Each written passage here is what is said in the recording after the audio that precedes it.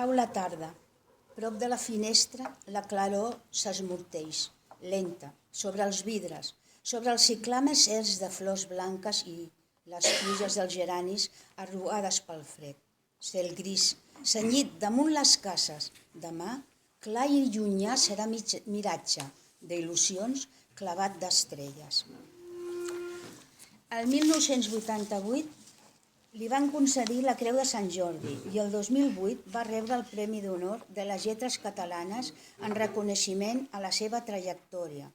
Al juliol del 2008 també fou guardonada amb el Premi Nacional a la Trajectòria Professional i Artística, concedit per la Generalitat de Catalunya en reconeixement al fet que ha donat veu a la vida diària de les dones amb un llenguatge propi.